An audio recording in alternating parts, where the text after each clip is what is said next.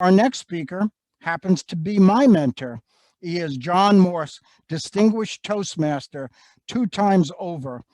And once again, he has stepped into the lurch to accept an open speaking slot.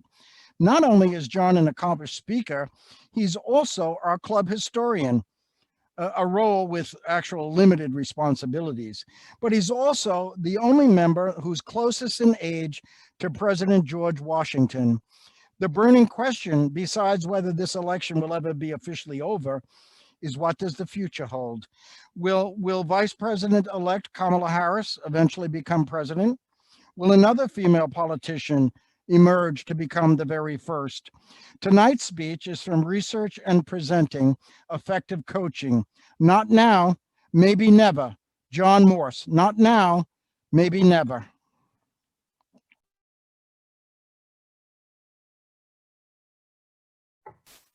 All right. All right.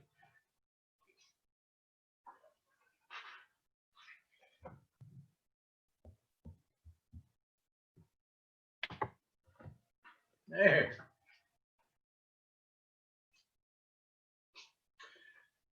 Thank you, Mr. Toastmaster, fellow Toastmasters and guests. We are about to celebrate a momentous event in American history. On January the 20th, 2021, we will inaugurate the first woman vice president in American history. Yet, Kamala Harris is not president. The burning question remains, will there ever be a female president in the United States? I'm here to share with you the facts.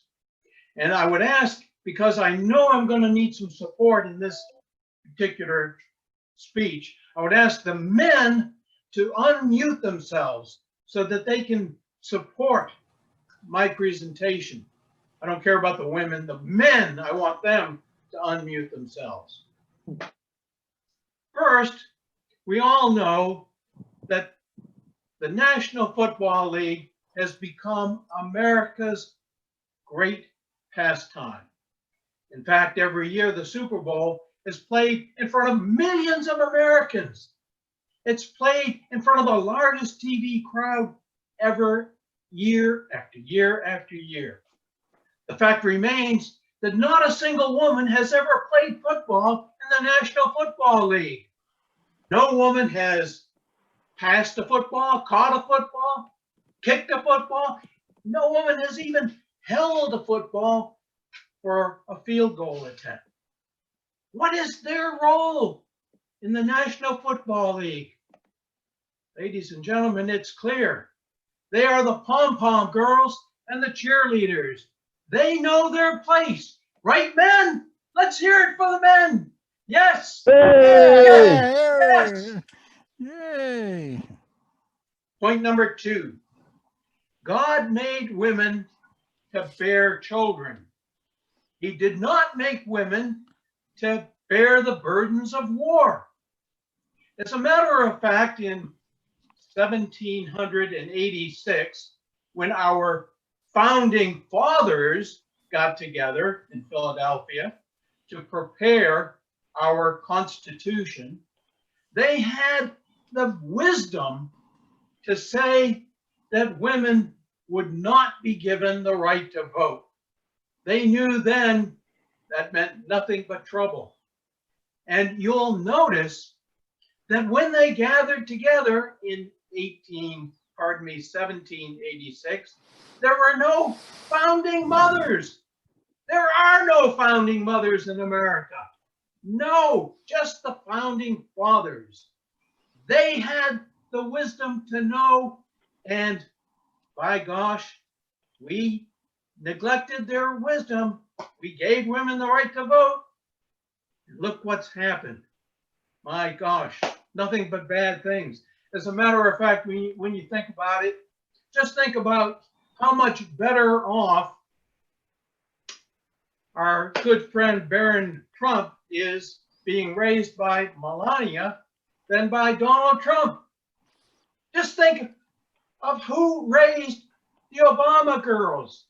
It was Michelle. It was not Barack. They had their place. They knew what to do, and they did it well. They are heroines. And I think we should all cheer those women who did what they knew was best for the country. Let's hear it for those women. Yes, let's hear it. Yay! Woo! Number 3, we learn by our mistakes. Almost 40 years ago, the British elected Margaret Thatcher as the first Prime Minister of England.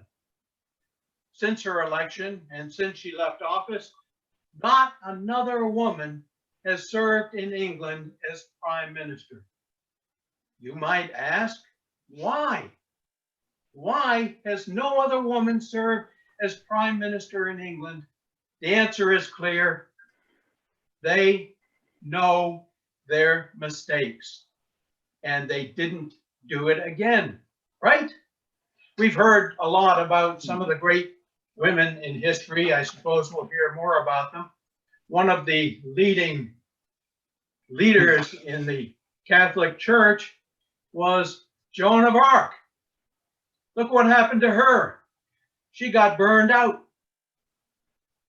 Now, I suspect that my evaluators may call that the worst joke I have ever told in Toastmaster history. Yes, I'm hearing that already. Nevertheless, we have the lesson of Amelia Earhart. We've already heard about Amelia Earhart, great pilot. She meant to fly around the world, and what happened to Amelia Earhart? Well, she ended up in deep trouble, and she ended up in deep waters. That's what happens when you give that power to women. Don't do it. I'm telling you, don't do it. The 4th reason that you should consider in making the decision as to whether or not we will have a woman as President of the United States, just look around you. Just see how much prosperity we have. Just think about how good things really are. I ask you to ask yourself one question. Are you better off than you were in 1789? I think the answer is obvious. Yes, we are. And in all those years, we've had men as presidents. Well, men, that's my best shot. I think we should give 3 cheers to Kamala Harris, the first Vice President of the United States. And look around this room. Look on your screens. Because someone sitting there now may be the President of the United States. Mr. Toastmaster.